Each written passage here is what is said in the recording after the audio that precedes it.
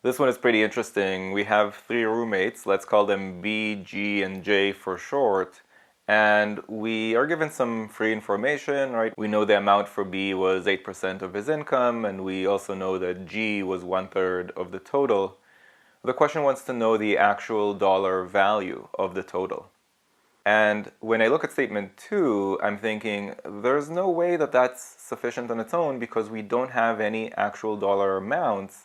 All we have are ratios. So there's really zero chance that statement 2 is sufficient on its own, and so I think we should start with that one and eliminate the answer choices that claim that it is sufficient on its own. So B and D are gone, and we're down to A, C, or E.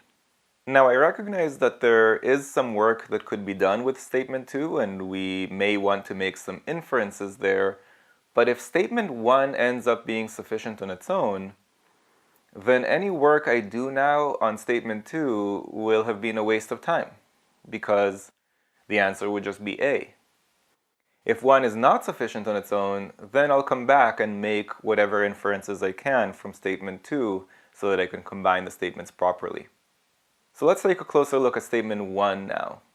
With statement 1, we can now infer exactly what is the dollar value for B, because it would be 8% of 2,000, and of course we shouldn't actually compute it because this is data sufficiency. We just need to realize that we could compute it if we wanted to.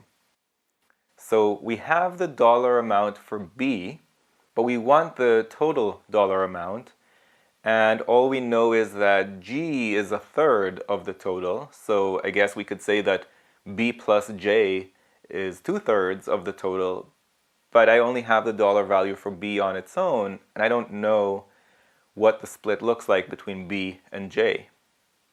So just knowing the value of B without knowing how B relates to the total as a proportion can't be sufficient on its own either, and we should go ahead and eliminate answer choice A. So now we are going to have to combine the statements, and we will have to go back to statement 2 and make some inferences. So let's go ahead and do all of that right after the intro.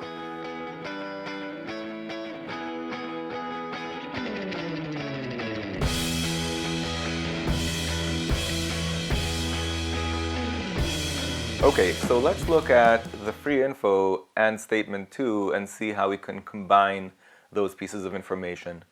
We know from the free info that the ratio of G to total is 1:3, and we can then infer that the sum of B and J together is 2 ratio units, the remaining 2 ratio units out of the total of 3. But then statement 2 gives us that internal ratio of B to J. But I don't know that I have a good way to take these 2 ratio units total for B and J and split those 2 ratio units such that they have a ratio of 1.5 to 1. Now a ratio of 1.5 to 1 could be expanded, so it would be a ratio of 3 to 2 for a total of 5 ratio units, but we only had 2 ratio units for the sum of B and J. So at that point what I would do is I would expand my initial ratio by a factor of 5 so that it would be B plus J together is 10 ratio units, G would then be 5 ratio units, and the total would be 15 ratio units.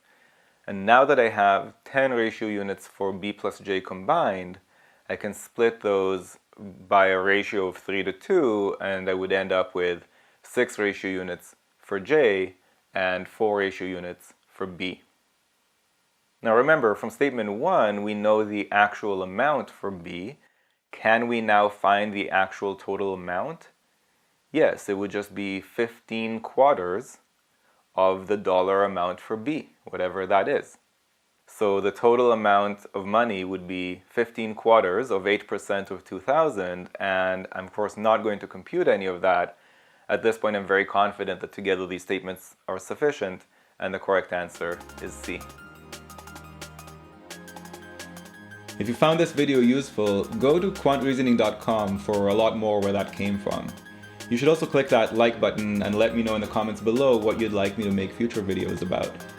And of course, if you haven't yet subscribed, go ahead and do that and click that bell below so you get notified about future videos. See you next time.